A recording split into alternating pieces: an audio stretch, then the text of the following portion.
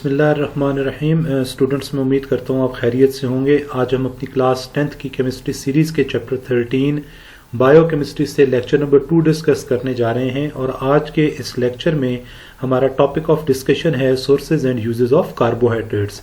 Students, lecture 1 में हमने carbohydrates के बारे में पढ़ा था कि कार्बोहाइड्रेट्स क्या होते हैं, ये कैसे सिंथेसाइज्ड होते हैं। फिर उसके बाद हमने इनकी क्लासिफिकेशन पढ़ी थी कि 3 तरह के होते हैं, मोनोसेक्राइड्स, ओलिगोसेक्राइड्स एंड पॉलीसेक्राइड्स। और फिर हमने हर क्लास के जो कैरेक्टरिस्टिक्स हैं वो भी डिस्कस किए थे। तो आज हम sources and uses of carbohydrates को डिस्कस करेंगे कि कार्बोहाइड्रेट के सोर्सेज कौन कौन से हैं और यूजेस कौन कौन से हैं।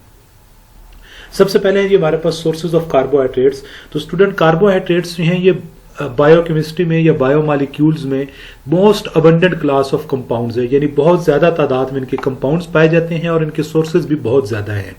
देखिए जी, हमने पढ़ा है मोनोसेक्राइड्स के बारे में। तो जो मोनोसेक्राइड्स हैं जैसा कि ग्लूकोज, फ्रुक्टोज और ग्लैक्टोज, ये हमें फ्रूट से, वेजिटेबल से, हनी से, सीरियल से मिलते हैं। हमने कार्बोहाइड्रेट्स के जब टॉपिक स्टार्ट किया था और उसके इंट्रोडक्शन में हमने ये कहा था कि कार्बोहाइड्रेट्स अपने मीठे जायके की वजह से सेक्राइड्स कहलाते हैं। तो जहां पर भी कोई मीठी चीज है उसके अंदर कोई ना कोई कार्बोहाइड्रेट जरूर शामिल होगा। तो हमारे पास जो मोनोसेक्राइड्स हैं जैसे कि ग्लूकोज, फ्रुक्टोज और ग्लैक्टोज, फ्रूट्स के अंदर, वेजिटेबल्स के अंदर, हनी यानी शहद के अंदर और सीरियल्स यानी जो आपका अनाज है इसके अंदर पाया जाता है। अनाज में आपकी दालें आती हैं, गंदम, मकई, चावल, ये हो गई आपके पास, चने हो गए, बीन्स हो गए जिन्हें हम फलियां कहते हैं, तो इनके अंदर ये पाए जाते हैं। फिर हमने पढ़ा डाइसेक्राइड्स के बारे में। इंपॉर्टेंट डाइसेक्राइड्स हैं जी सुक्रोज, लैक्टोज और माल्टोज। अब जो सुक्रोज है ये जिसे हम चीनी कहते हैं, ये वो है, और ये ग्लूकोज और फ्रुक्टोज से मिलकर बनी होती है। और ये हमारे पास हमें कहां कहां से मिलती है, तो ये हमें शुगर केन से, गन्ना, शुगर बीट, जो आपके पास चुकंदर वाली चीनी होती है वो, और फ्रूट से मिलती है। उसके बाद लैक्टोज, लैक्टोज जो है ये ग्लूकोज और ग्लैक्टोज से मिलकर बनी हुई होती है। और ये लैक्टोज जो है डाइसेक्राइड, ये दूध के अंदर पाया जाता है। अगर आप दूध में चीनी ना डालें तो उसके अंदर एक हल्का सा मीठा जायका और मिठास होती है, तो वो इस लैक्टोज की वजह से होती है। और इसी दूध से जब आप डेयरी प्रोडक्ट्स बनाते हैं, जैसे खोया बनाया, बर्फी बनाई, और उसमें चीनी वगैरह ऐड ना करें, तो उसमें वो जो हल्का हल्का मीठा आ रहा होता है वो इसी लैक्टोज शुगर की वजह से होता है।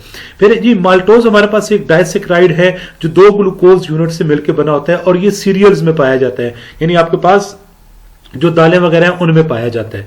स्टार्च, जिसे उर्दू में निशास्ता कहते हैं, ये एक पॉलीसेक्राइड है, और ये सीरियल क्रॉप्स लाइक व्हीट, मेज, राइस, इनसे आपको हासिल होता है। सेलुलोज एक पॉलीसेक्राइड है जो प्लांट्स की सेल वॉल बनाता है।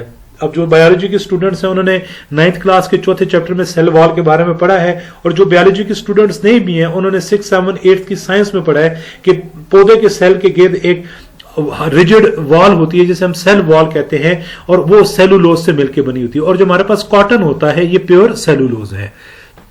कार्बोहाइड्रेट्स हमारे लिए कौन कौन से काम करते हैं, तो सबसे पहला जो इंपॉर्टेंट यूज है कार्बोहाइड्रेट्स का, ये सोर्स ऑफ एनर्जी है। एनिमल्स के लिए और प्लांट्स के लिए ये सोर्स ऑफ एनर्जी है, और एनर्जी जो एक डिफरेंट न्यूट्रिशन लेवल्स के दरमियान डिस्ट्रीब्यूट होती है या ट्रांसफर होती है, वो भी in the form of glucose होती है, यानी कार्बोहाइड्रेट दैट इज ग्लूकोज की फॉर्म में होती है। तो हमारी बॉडी जो एनर्जी यूज करती है वो ग्लूकोज की फॉर्म में, और ग्लूकोज क्या है, कार्बोहाइड्रेट है। और एक ऑर्गेनिज्म से दूसरे ऑर्गेनिज्म में जब एनर्जी ट्रांसफर हो रही होती है या ट्रांसपोर्ट हो रही होती है, तो that is also in the form of carbohydrate, that is glucose. और ग्लूकोज का 1 ग्राम हमें 17 किलो जूल एनर्जी प्रोवाइड करता है। इसके अलावा जो कार्बोहाइड्रेट्स हैं ये हमारे, यानी ग्लूकोज जो है, ये हमारे डाइजेस्टिव ट्रैक्ट में मौजूद जो बैक्टीरिया हैं, खासतौर पे जो इंटेस्टाइनल बैक्टीरिया हैं, इंटेस्टाइन के अंदर जो बैक्टीरिया रहते हैं, उनको न्यूट्रिशन, उनको एनर्जी प्रोवाइड करते हैं, और वो हमारी फूड को डाइजेस्ट करते हैं। इसके अलावा जब हम कार्बोहाइड्रेट्स को खाते हैं, जैसे अपने एप्पल की बात करें, सेब की, तो जब आप सेब खाते हैं तो उसके साथ आप उसका गूदा भी खाते हैं, तो एक उसमें वो मिठास है जो कार्बोहाइड्रेट है, इसके अलावा वो जो गूदा है उसके अंदर फाइबर है, तो ये इसे हम कहते हैं डाइटरी फाइबर। ठीक है, ये डाइटरी फाइबर जो है हमारे बाउल, हमारे डाइजेस्टिव सिस्टम की प्रॉपर फंक्शनिंग के लिए जरूरी होते हैं।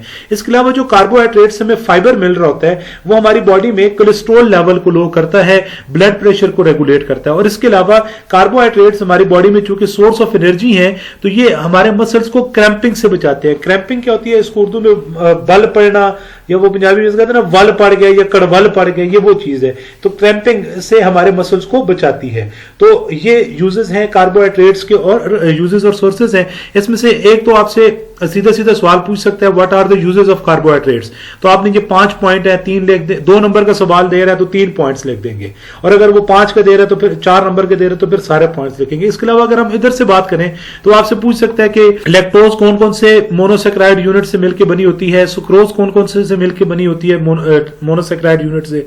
तो ये आपसे पूछता है सुक्रोज और लैक्टोज में फर्क क्या है, तो आप बताएंगे कि ये ग्लूकोज और फ्रक्टोज से मिलकर बनी है, ये ग्लूकोज और ग्लैक्टोज से मिलकर बनी है। तो इस तरीके से इसके क्वेश्चंस आपसे पूछे जाएंगे।